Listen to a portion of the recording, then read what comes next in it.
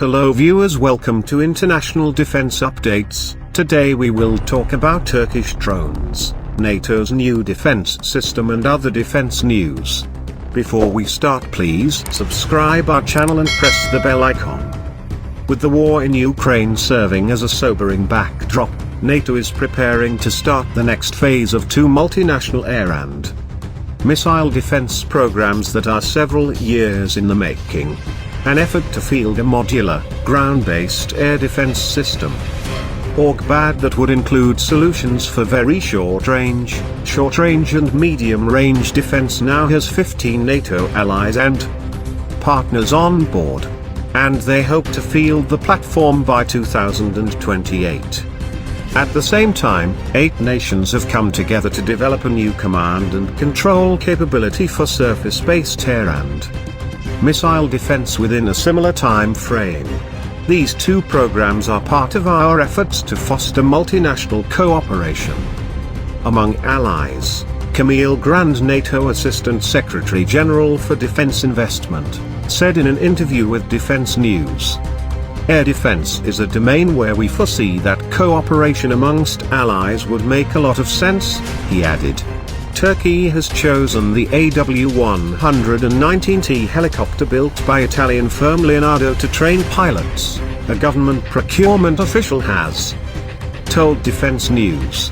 Turkish Land Forces Command will use the 15 helicopters purchased under the contract, the official said.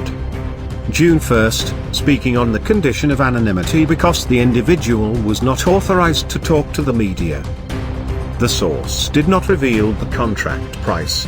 The AW119T is the Turkish version of Leonardo's AW119M.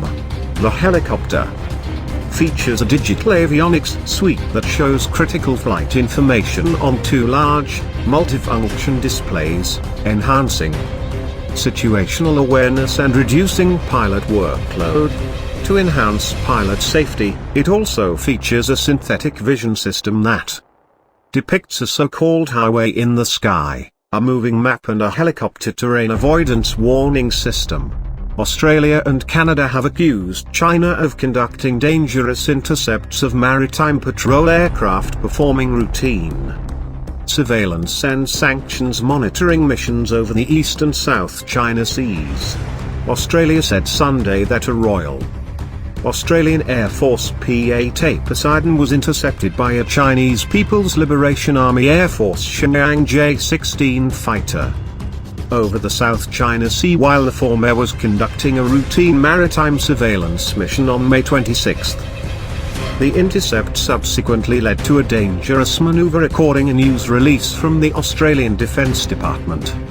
Defense Minister Richard Marles later said the Chinese jet released chaff while flying just ahead of the Australian aircraft, leading to the chaff's aluminium strips, which are designed to confuse radars, to enter the P-8's engine.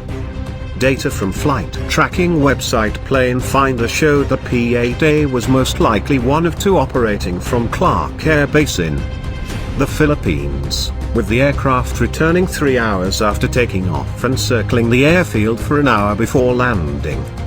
The incident came to light days after Canadian news portal Global News reported Chinese jets are regularly flying as close as 2,100 feet from a Royal Canadian Air Force CP-140 Aurora while monitoring activity around North Korea. Pakistan's government is giving the military a nearly 6% funding increase for the incoming fiscal year as part of the budget unveiled Friday. A combination of inflationary pressure, unpaid bills and falling foreign currency reserves drove the defense ministry to request the funding increase to avoid shortfalls that would otherwise have hindered operational capabilities.